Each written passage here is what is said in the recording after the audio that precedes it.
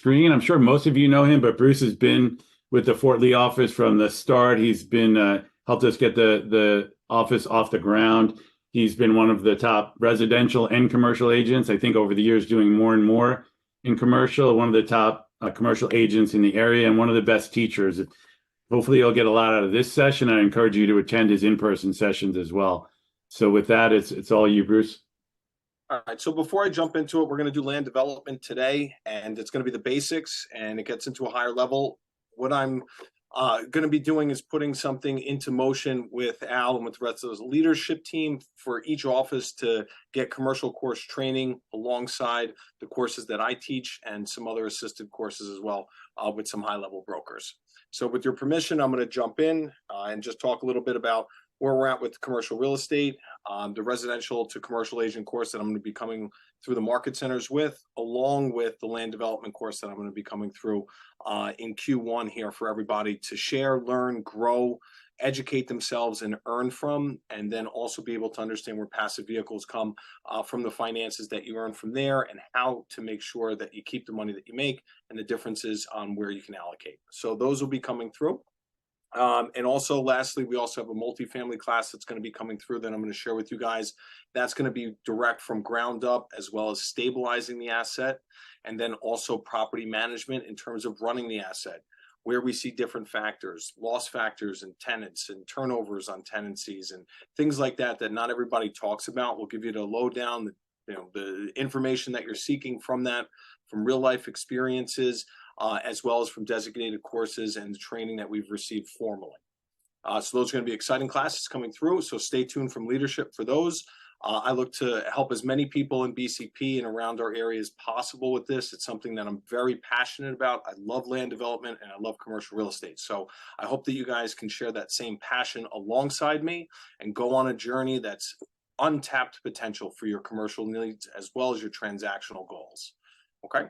With that said, we're going to jump into land development.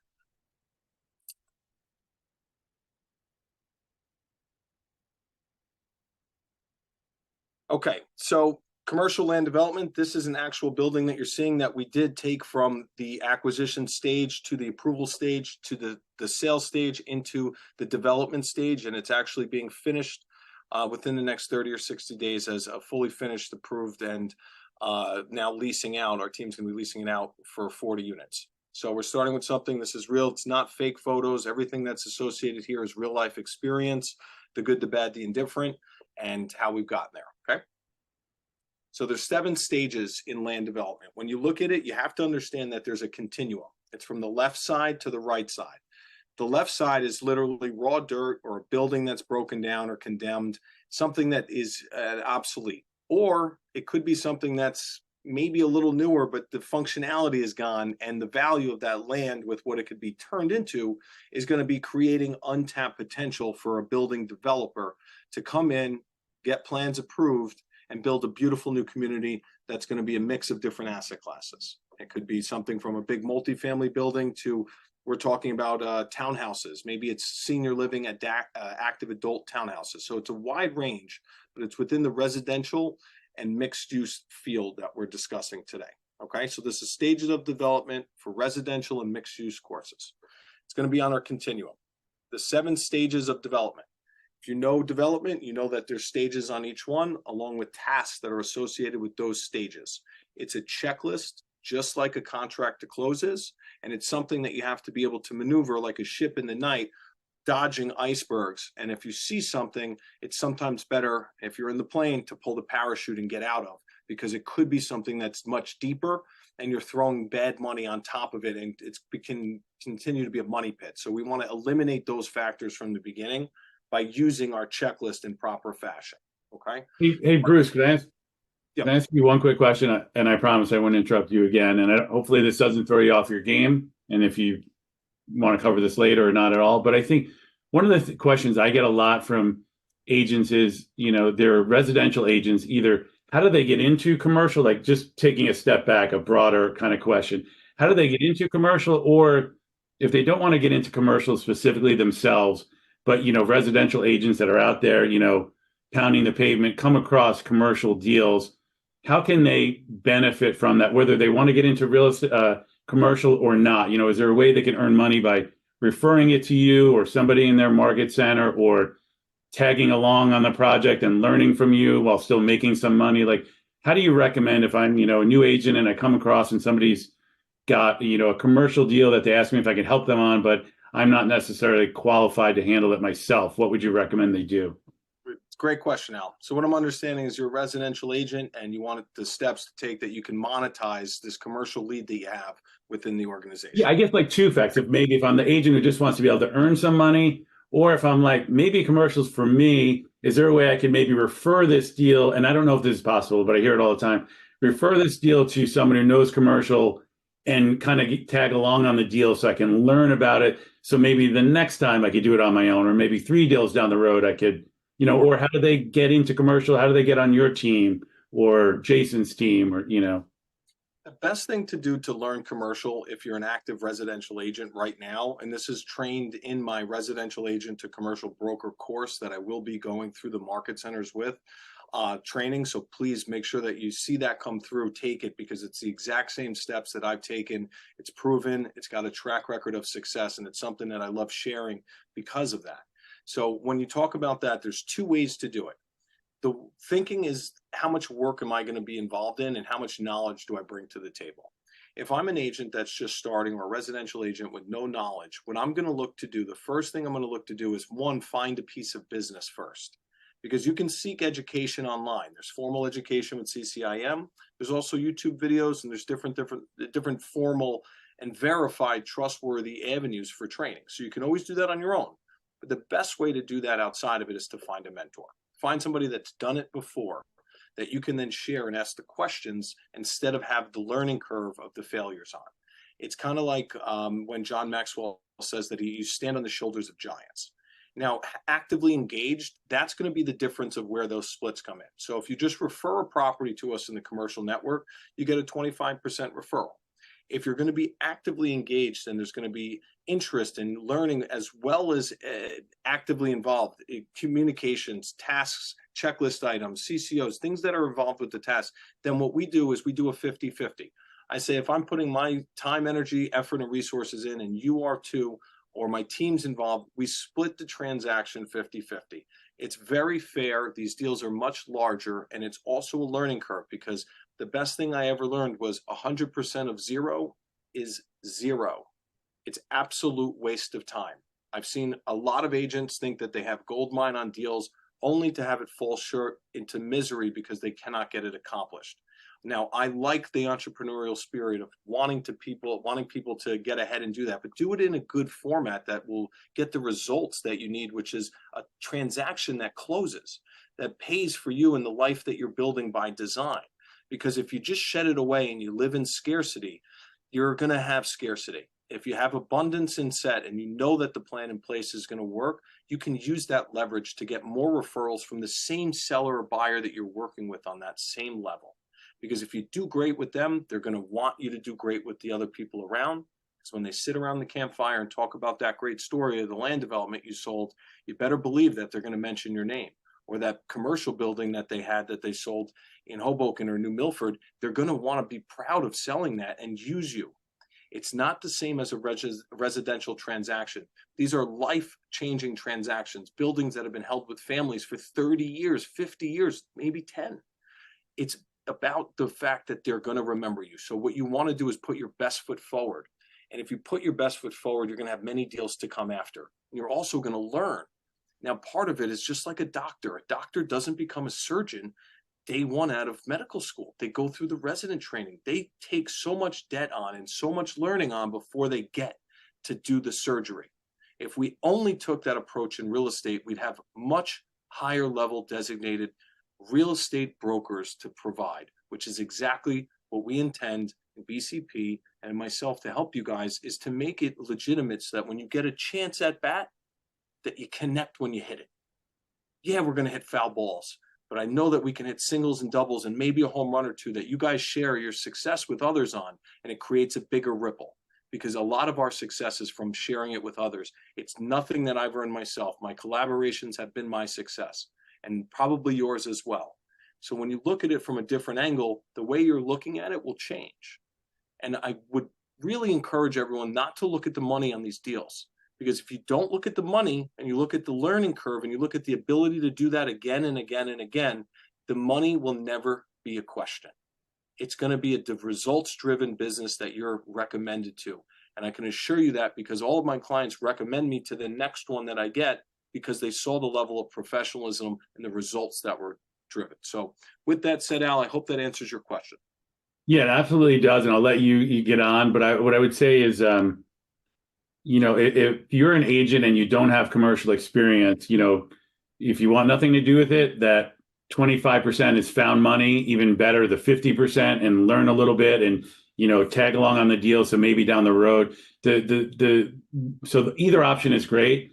The option that's not great is, and I've seen this so many times over the years, is to get a little bit sort of greedy and say, I don't know anything about commercial, but I'm going to call Bruce, ask him a couple questions, and then think I can go and do it on my own. 100% of zero is zero. You're like Bruce said, it's a different animal. It's if you think residential deals are hard, the commercial deals are 10 times more complicated. So, get somebody who's experienced involved so you can close the deal, earn your commission, and learn a little bit. Don't try to do the deal on your own. You're gonna hurt yourself. You're gonna hurt the company. We're gonna look less professional. If you charge into something that you know nothing about, there's really no downside to learning from Bruce or one of the other experienced commercial folks, and then maybe doing it on your own the next time. But if you've never done it, don't try to cut your teeth and do it all alone. On the very first commercial deal that you come across. So thank you for that, Bruce. Al, just to piggyback, the learning curve is just too great. The size of the monies is too great to learn on, and securing something would be what you want your client's best interest at heart to be. So really consider what Al just said. We've seen a lot of people come, they take the advice, they try to do it themselves, they fall, they fail, they make our business look not at the highest level. And that's something that we're looking to protect because our name is our reputation in the marketplace in commercial, and making sure that we have that at the highest level allows us to transact on a smoother and easier format. Not to mention each market center that's involved in commercial has much higher E&O.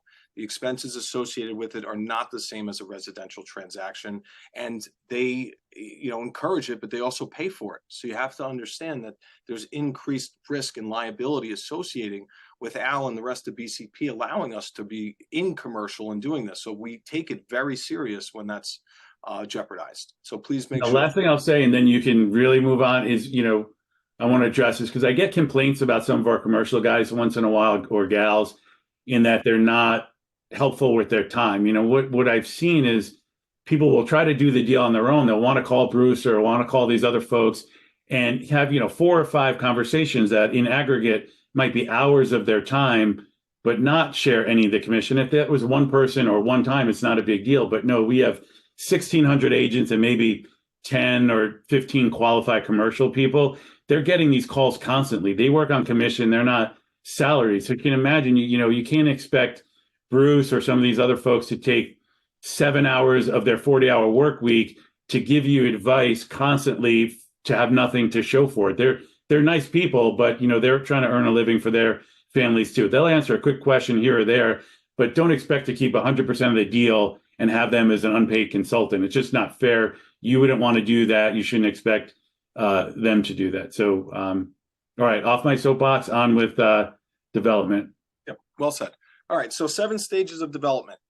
We have on the left side stages, and then on the right side tasks associated with the development. So running through right from the get-go, it's land banking. What is land banking? It's literally the finance on the project. So as you go through, we're going from top to bottom, and this will make sense in the next matrix that we come through.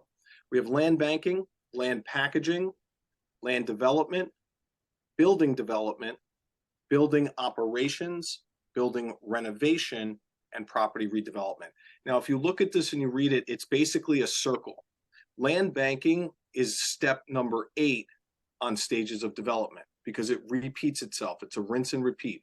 If you've ever seen a building that's dilapidated now, at one point, that building was brand new with approved plans. So that full cycle of the real estate trajectory comes back when you go into property redevelopment. Okay, so understand a piece of property will just be redeveloped. It'll be knocked down and just redeveloped into something new. Why does that matter? Because when the zoning in a town changes, let's say we're in active negotiations right now with areas in zoning that has changed. They've accommodated now for more senior living with the baby boomers coming. The influx of personnel that are going to need senior living houses is a huge requirement for the state of New Jersey right now. So having availability and knowing that knowledge might be able to construct something that you can do deals on. So stay on top of where these markets go, because you can jump and see opportunities that exist from the land development section. So remember, if zoning changes in town, if I'm living in that town, I'm knowing where the zoning changes are, and I'm knowing how could that affect the land value of that. Maybe it turned into something like in Richfield, where they increased on the major corridors to be able to go up to 40 plus feet. So you can have a mixed use building on that. If I own a piece of real estate on Shaler Boulevard or Broad Ave, I'm definitely digging in to see what the value of my untapped potential is. So if you're not doing that on your own properties in town, then it's something that I would explore if you're looking at it, because there's untapped potential there. Another thing about that stage in development is, it just as a tip, always look on the outskirts of the town. The town itself has a mainframe and a master plan that they're looking at. Every single one does. Every single designated town has these plans in place. What it's going to show you is the different areas of use. When you go to the outskirts of the town, the use applicable is generally more flexible. Why? Because it's not downtown. Nobody's driving through that town and sees, there's Tenafly, New Jersey, right at the border of Cresskill. It's not the main downtown area, the historic districts. It's not something that they really care as much about. It's in between towns. It's on a thoroughbred. It's road, so you get more flexibility. So as you get deeper into this and you take my course, you'll realize there's little things that you have to look for that make big things. However, if you check them all off, it could be a great opportunity for you to change your community and advance it one by one. Okay, so tasks on the development, your acquisition and your control, your financing, your market studies and strategies, and I go into depth on each one of these in the internal course. The environmental, your public approvals, the improvements that need to be associated with the property prior to an end developer building. That might be clearing trees away, that might be building roads and infrastructure, to septics, to stormwater management tanks that have become hugely popular in the state of New Jersey now with the changing economic infrastructure around us, and waterways, and FEMA having some changing on maps. So we have to stay on top of those things. Now, granted, professionals are the ones that best utilize that. You start to figure out patterns, and then you can ask better questions associated with your professionals. So think that the first time that you rode a bike, you fell down, you scraped your knee like I did. The second time, a little better. By the 10th time, you're riding your bike. So know that this is going to be a progress state. Know that there's going to be some hiccups and failure in between when you jump into a land development plot. Just know that if you have some expertise and advice around that's at a high level, you'll be able to maneuver around it or pull the parachute if it's not something that you or your client, or if you're a principal purchasing it, would want to get involved in.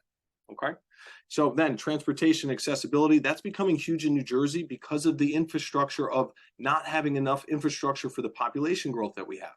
Since 2010, we're over 13% of growth in our population. Everyone thinks everyone's moving down to Florida, but they're really not. They're actually, other people are moving into our area more than people are moving out, which is a crazy statistic to know because it doesn't seem like that. Now, what are we seeing also? On that same thing with transportation accessibility, we're seeing the baby boomer generation. With so many millions coming out, they're going to need accessibility and transportation. So those hubs and things like that have become hugely popular, which changes the zonings in the town, which provides opportunities for real estate brokers like ourselves to know about and connect these land developers and these potential projects with. Okay, and again, could be senior living, could be market rate, could be affordable, could be townhouses. The asset class doesn't matter so much as it matters where are you in the state of New Jersey, what is best fitting for that use, and we call it feasibility. So we do a market feasibility on the property. Okay, and then lastly, sales and disposition. Obviously, you're doing all this work to make a profit, change the neighborhood. So what do you have at the end? You have a sales and disposition that finalizes. Okay, real estate development matrix. Moving right along here in an effort of getting through this on time. We have the real estate matrix. At each stage of the real estate development matrix, money is spent, risks are taken, and value is either created or destroyed. Understand that the developers work down the matrix from top to bottom. The consultants and the real estate brokers move from left to right. So understand, if you're who you are and where you are on the spectrum, and then you understand this is an actual matrix that we utilize, Jason and myself, in our land development business, that gives us the knowledge, along with the scorecard that we use as well to isolate properties of interest. So we're creating a system that we have that can flow properly to be able to do things on a streamlined basis. So in your mind, check the things that make sense first so that you know that you have something, because most of the residential agents mess up by not doing enough diligence.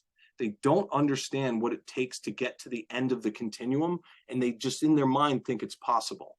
The only way it's possible is if you go through every single step, and your professionals are warning you throughout the entire time, you as a broker, you as a principal, the entire team, hey, this is what we have. We have an endangered species area right here. There's a bobcat at play that we need. And these are items that are real legitimate concerns right now.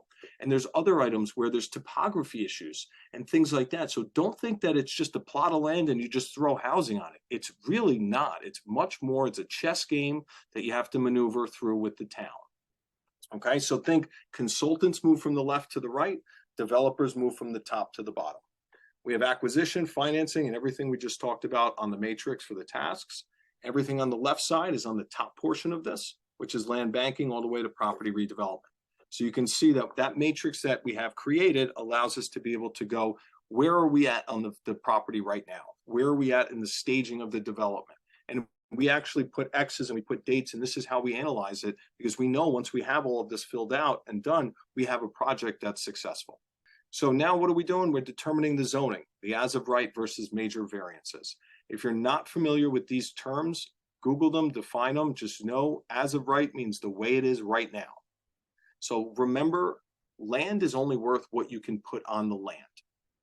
Unless it's just something that somebody wants to buy a park and use it as just some green grass. In our state of New Jersey, it's what you can be approved for that will give you the value of that property. I.e., if I have a property in Tenafly, I grew up in Tenafly, so I use Tenafly all the time. So if I have a property in Tenafly and I can put one single family home on it, well, what about if that zoning changed and I can put 2 family homes on it? And what about if the zoning changed so much where I had such a big lot where I can split the lot and I could put two family homes on each lot? Well, I might have just quadrupled the property value. It might be from 1 million to 4 million. Now, don't look at the numbers as realistic. Think of the concept of what it is. So if you understand what's as of right versus where you can get a major variance, you can understand the risk that you're associating yourself with or clients with that's going to be in the land development portion of that. Okay. So how do we determine zoning? I literally go through this same schematic every single time on every single property with my team and with Jason doing what we do. We look for where it is. We search the tax records. We go through RPR, CoStar, Crexi, the current property zoning of itself. We search the town zoning maps. We Google it. Thankfully, New Jersey has been very technologically advanced with the plans because they have it accessible on 360 Gov. If you Google it, just plans for, Belleville, New Jersey or something like that, or Montclair, New Jersey, code definitions, you can easily obtain them. And it's very in-depth, but you have to understand what you're looking for. And if you do, it's very accessible. Okay, so you go there, Google Tenafly municipal zoning codes. Okay, search zoning of the property to meet where the ordinances with the town are, and then you save it into your digital folder that you created because you're doing research on the property. Every time that you get a listing or you're doing it as a purchaser or a hybrid or JV, you have to do diligence. That folder that you create will obtain all the information that you're putting into this file to be able to funnel it down to make the client say, yes, this is worth going towards, or no, and here's why, or yes, it is if I'm a principal purchaser and developer in that same aspect. Okay, so quick tip, best properties to obtain major variances or to designate in a redevelopment zone are properties on the outskirts of town. I brushed on this earlier. They're the best ones to look for.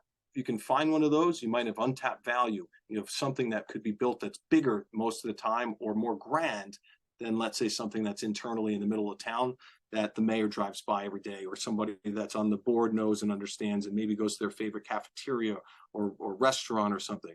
It's a very locally driven board, so you have to understand those ordinances. Okay, the town is less resistant to change and more acceptable to adapting in social and economic environment when it's on the outskirts. Okay? So moving forward, determining what a developer can build. So now that we understand what's going on the property zoning, and we understand that it is potential for a property to have a sale to a developer, a single family, 20 units, 80 townhouses, whatever it may be, it's the same class code, okay? We determine now what we can actually build. What's the footprint? Okay, and the footprint, we call it as a building envelope. So if you ever heard that wording, especially in the corporate companies, they're going to ask you what your building envelope size is. That's just a fancy way for saying, what's the footprint? How big is the foundation of that house? Okay. So once your zoning is determined, you can determine what you can build on the land or what you intend on putting on the land and would need variances for. Okay. My suggestion with this is that properties in towns that you know and you have an understanding of would be the ones I feel more comfortable for everyone to understand how to evaluate in, because you can get inside information, i.e., well, you know that the councilwoman's Jane that goes to that meat market over there, and maybe you run into her every now and again. And you can simply just ask her, what's the town thinking? You know, and simple information like that. Now, remember, there's back channels to coercion and some illegality. So it's not like you're presenting a project. It's just being a community member and seeing where the town's temperature is on the board. So think of it as I'm being an active community member, which is why I suggest doing communities that you're familiar with, because everyone wants to advance and make their community better. They just want to protect it as well. And protecting it means making sure that other people aren't taking advantage of that area and that need just for a quick buck. It's not about that. Every time that you go about this, you're aligning yourselves with the master plan of the town, and you're aligning yourselves as a broker to put a feather in the cap that you brought something amazing to this new community. Okay. Quick tip on this. When you look, the most important decision in determining how big you can build is the footprint, the unit count, is how many parking spaces can the property fit, either surface, structure, or assembled together with neighboring properties and municipalities. Northern New Jersey towns require a minimum parking requirement. Every town, even if it is 0. Where does that come into play? Well, we have an active negotiation in Bergen County, and we put it into contract. And it's based on a unit count of 28 units. Now, here's the thing. Based on the town itself, it should be an as-of-right project. But if the town requires some additional parking for guests or for some delivery or things like that, it starts changing the schematics. And what does that do? It changes the unit count. Why? Because the ratio for the towns is the most important. We're overpopulated. We need to make sure that towns have the parking requirements that we require for our society to function properly. Now, granted, whether you agree or you disagree is not my debate here.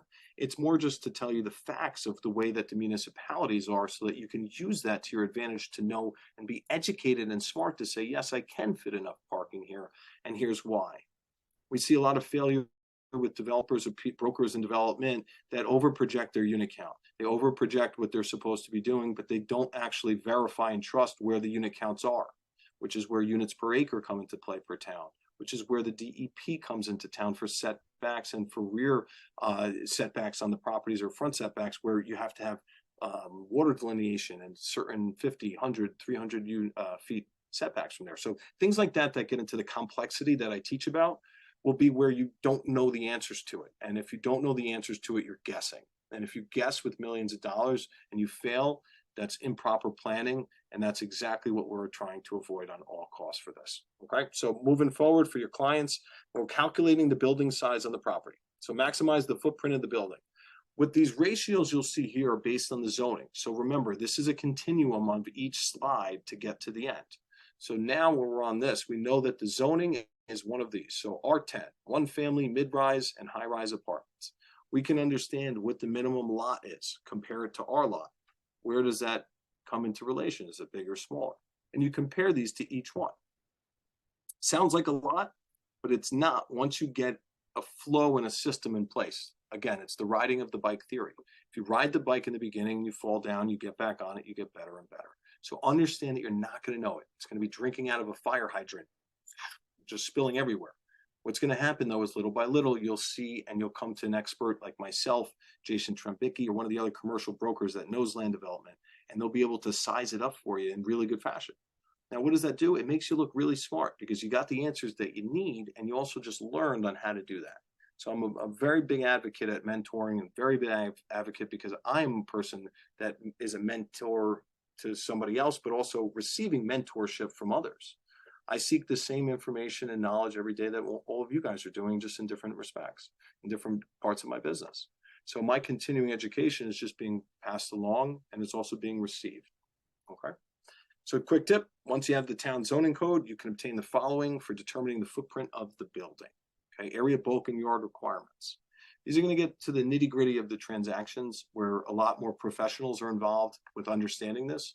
This is just kind of giving you the concept of what to know in case you're just doing something that's 1 to 4 families that's really easily attainable. And you can say, hey, you know, that's a single family lot in Cresskill. You can put a 4,600 square foot house on based on the setbacks and the rears. And when you start talking to developers or investors or people like that in that language, they start realizing that you're not just a real estate agent. You're an advocate. You're a consultant that's on this project, and you're bringing value to the table. The last thing they want to do is just have somebody to open up a door or show up at a property that's got nothing on it. You're not of value. So make sure you bring the value that is there, because if they're at a high level conversation with you, you can speak, no, the setbacks are like this. This building has to be based on the comps that we have. A 4,600 square foot footprint is ideal. And here's why. That one down the street sold for 2.8. It had a bigger lot, but it also had a pool. But you want to consider a pool to hit that target number. And when you start understanding the data, the numbers, and what's going on, you can implement it into your business for land development. Building size estimator. Now, I use a program, and this is something that I obtained from CCIM and also from my advanced land designation training. It's something that I would suggest you guys have access to. I provide it for you. I can easily send it or have somebody send it out. Just know that you have to understand the information you have to input. It's if you understand the information that you input, you let it calculate itself, and then you start determining whether or not the risk factor is associated with this project being potential.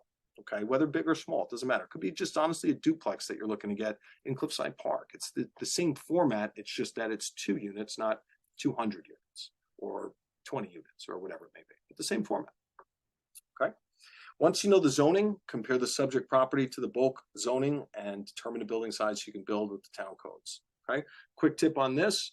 Rule of thumb for determining how much parking can be attained on one floor is before thorough analysis, divide the property lot by 400. Why do I do that? Because each property size, it's typically a 9 by 18.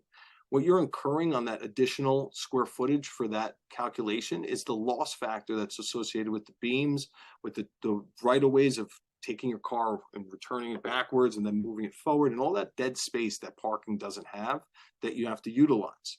That number will give you a quick and rough and down and dirty estimate as to where the unit count on that property could be on a more denser suburban Bergen County town or Hudson County town. Okay, and any questions, I'm always here for you to help out. So just moving forward in an effort of time. Al, do we have until 3 o'clock? Am I kind of wrapping up here, or how much time do I have left? Yeah, I think, it's kind of the democracy. First depends on how much time you have. I think if we can try to, wrap it up by 3, presentation portion, but if you could stay on for any questions after that, that would be awesome. I did commit to having these be over at 3. So yeah, and next time I'll be a little quicker with my portion at the beginning, so we have more time for featured speakers like you. No worries. We'll run through it. So just continuing forward, we're calculating the value of the asset. Why do we do that? You have to know what the exit is. In building development, the rule of thumb is know thy numbers and know thy exits. Because if you don't have those exits for clientele or for yourself as principal, then you're going to put yourself into a hypothetical situation that you can fail. Now, knowing those things also hedges you, and it also gives you proper planning and preparation for the next steps of it if you're planning on developing it or if you're selling those plans to somebody else. Okay. What do? Left-hand side, we always calculate where we're at. This is going to be operating expenses, going to be income. Top is always gross scheduled. We have a vacancy factor because not every building is always going to have 100% vacancy. So always make sure. Now, tips and tricks that you'll learn in one of my courses is going to be where if you know that you're speaking with a broker that doesn't have a vacancy cost built into something, you already know exactly kind of so to speak, what type of broker you're dealing with. So you'll be able to learn things and shed things because you have to educate as well. If somebody doesn't know that they need a vacancy factor and they're out here selling as a KW agent, it doesn't make us look good. So these educational tip points are going to make you look more professional and allow you to do more transactions. Because the people that are selling these assets know numbers, they know business, and they know exactly what to look for. So if you miss out on something like that, it could be the difference of you getting the listing versus somebody else. All right. Expenses associated. Typically, I mean, we just put some, random calculations here. It depends on each asset that you're going to have. Best form and format is always to make sure that you spread the assets to the tenants as much as you can. Okay. Now, what do you do? We projected on a cap rate. This one, cap rate of 5.5%, just around $4 million. Okay. Zoning approval, I'll run through that. It's 3 o'clock. Just know that as you start your journey as a real estate broker in land development, best way to do it in the quickest form and fashion is to co-broke it with an experienced broker who has done this multiple times in great success. Okay. And then at the end, this is the last slide. This is a resolution. Once you do a town approval, you get what's called a resolution, and it's memorialized. This is that document. You go, woohoo, ring the bell, and you got something that's on the map for, 2024. All right, guys, I appreciate your time. Thank you so much for listening. My name is Bruce Ely Jr. I'm the director of KW Commercial in Fort Lee, and I thank every one of you for joining me today. Thank you so much, Bruce. This was super helpful. And, I just put in the chat, but I think for some of you who think, wow, this presentation was complicated and specific, it's meant to be that way because you need to be very specific, and commercial deals are complex. So it's all the more reason to partner with a commercial broker, instead of trying to do this on your own. Doesn't mean you can't become an expert. You certainly can. We just want to encourage you to partner with somebody and not try to, have your first deal done all on your own with only a couple, quick calls to a commercial broker. Partner with somebody because there's so much to learn. And this is one small, sliver of what goes on in commercial. There's the multifamily has its own, complexities. Land deals have their own, retail space. Everything is different. So it's like learning, 6 different types of business rather than just one. So if any of you would love to hear any questions you have either on specifically what Bruce covered today or just anything in general, getting into commercial, how you can work with commercial, or if you have a deal you're working on and you want some advice from Bruce or Bob or any of the other experts that we have on the call today. Elizabeth, do you have any questions in the chat or? No, the only thing everyone was asking for your slides, Bruce. Will you share those? Of course. Thank you. And then everyone was asking when are you coming to their market center? So once we get those set up, Yeah, we'll make we'll sure huddle that up we're together with leadership and then we'll put it out for them. perfect. Okay, and you're going to be coming in person to all 5 market centers? Yes. That's the plan? Awesome. Now, I don't know anything about commercial, and I get commercial questions all the time. I'm shocked that with all these people on here, you finally got somebody who could answer the question. Instead of sending them to me, send them to a guy who knows. So nobody has a question? Well, I have a question. We're going to hang up, and tomorrow someone's going to say, well, what about the land rights or the blah, blah, blah? And I'm going to go, why didn't you ask Bruce? Sorry, somebody piped in and I talked over them. I'm sorry. I have a question. So the question is exactly what you said. We always get questions from people. What about, I want to buy a bar. I want to do this. When do they want to be involved? I mean, because it usually doesn't go very far because we don't have enough knowledge. I mean, I always say I could refer you to someone to work with. When do they want to get involved? They want the person's number. They want to reach out. When you say they, do you mean when is a commercial broker that you're working with getting involved? Well, no, like clients will say, start bringing up commercial real estate. And I say, I really don't do that. But, I work in an office where we have commercial realtors and I can get them in touch with you and we could work it out. Never really goes anywhere because I don't have First thing I do is change the way that you word it. Okay. I'd be happy to help you with commercial real estate. My business partner, blank, and I will schedule a consultation with you. What's better, tomorrow at 2 or Thursday at 3? Okay, so you want to be involved in the beginning. All right, great. Well, here's the thing. Involving from the beginning will eliminate the hiccups. You can do the involving in the beginning, but you don't know the questions to ask. So the questions are going to lead to the great answers that you need on whether or not the time of the asset is worth it. Because a lot of things that I've uncovered from agents that they didn't know would be saving us time and me time as well, because I'm involving myself and helping out and doing that. And I got to get to an answer quickly. If there's deed restrictions that are unknown, if there's delineated water in the back that prohibits the property, or there's seller information that's being held back that a residential agent wouldn't pick up normally because they see that it's a big deal and they see something. I don't see the deal size. I look at how to get a transaction accomplished from beginning to end. So it could be 1,200,000 or 40 million. The deal has to get done in the same format. So that's where I'd say asking great questions will provide those answers you need, whether it's worth your time.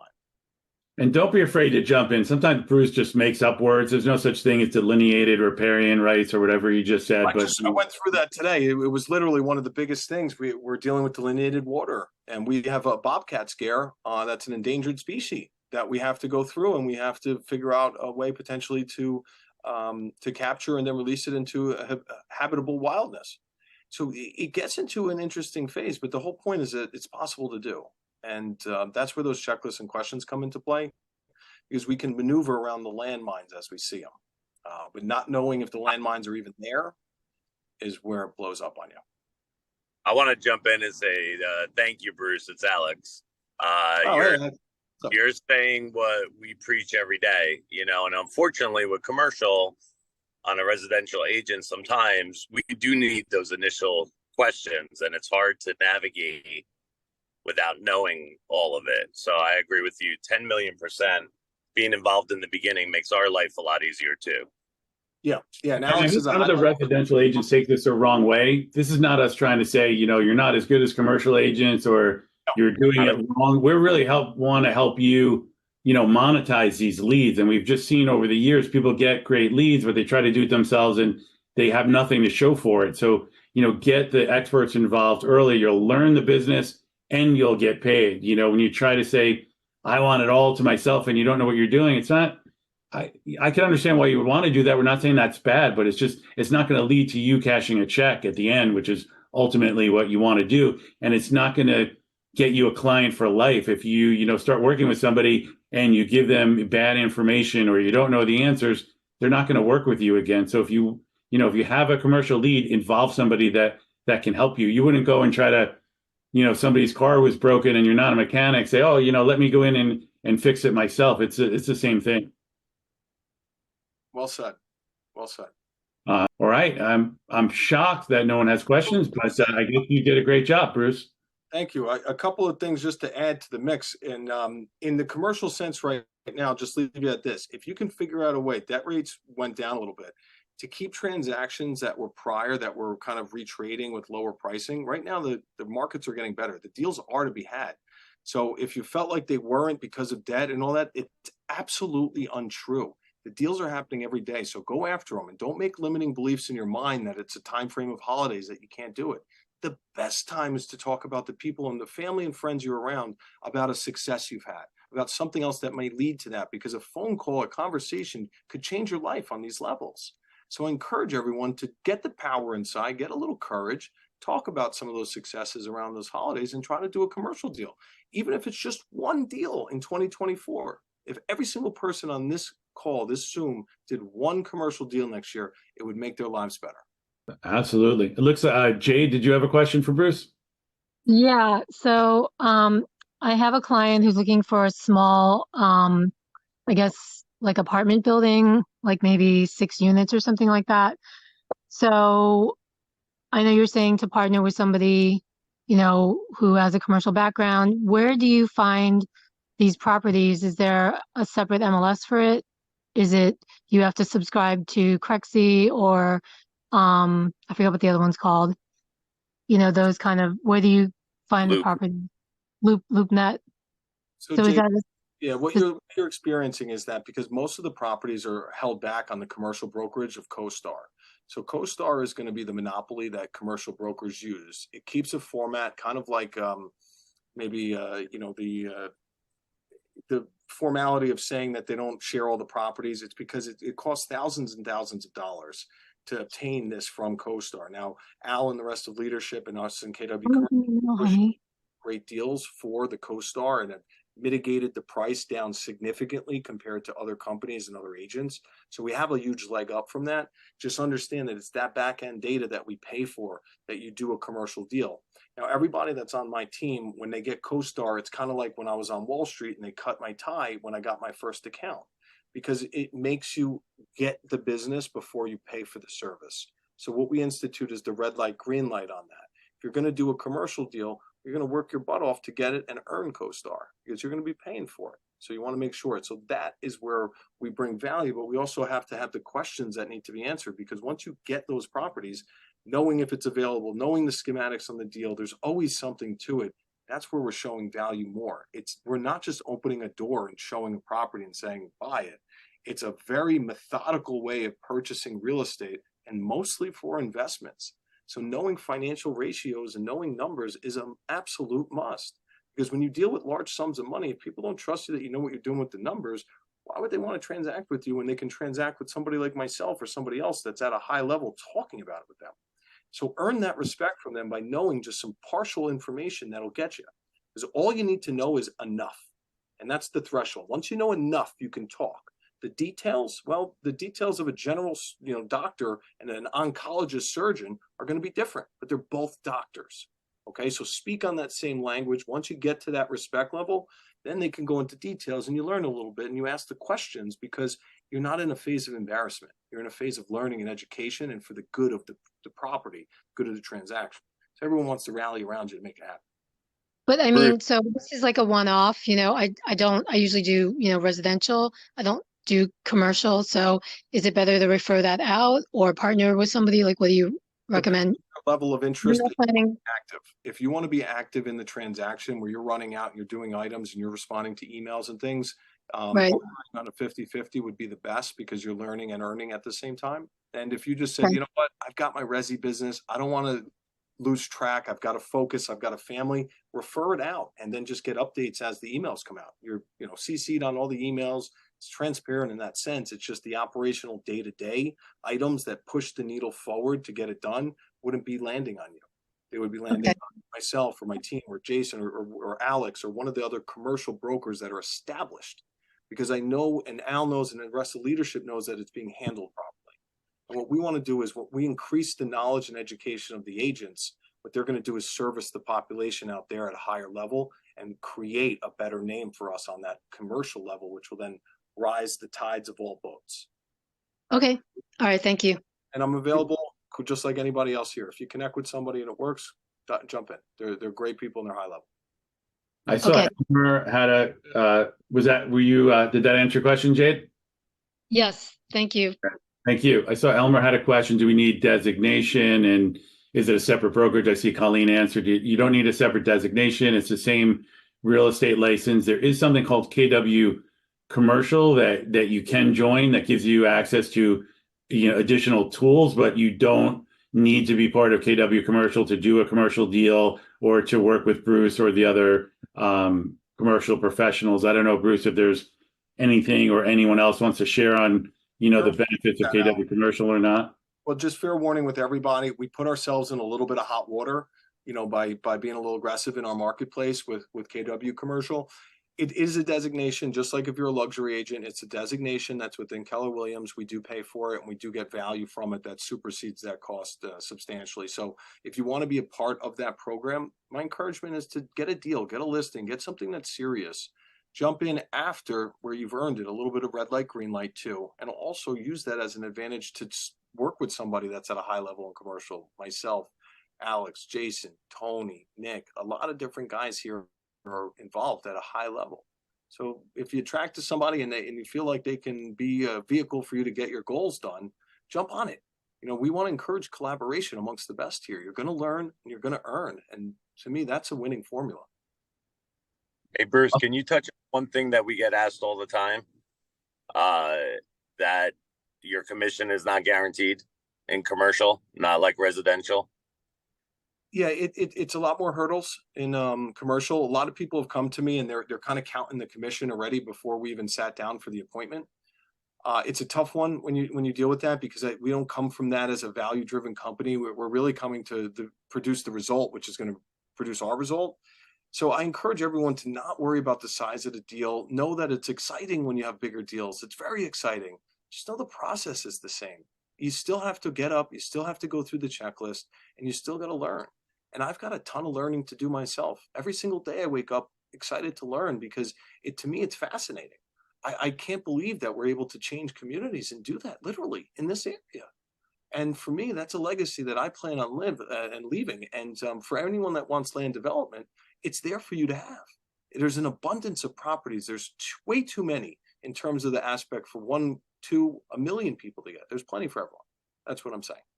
So I encourage everyone to start with one. Just do one commercial deal, even if it's a small little deal or a big, large deal. To me, it's not about the value of the transaction. It's the knowledge that you're seeking.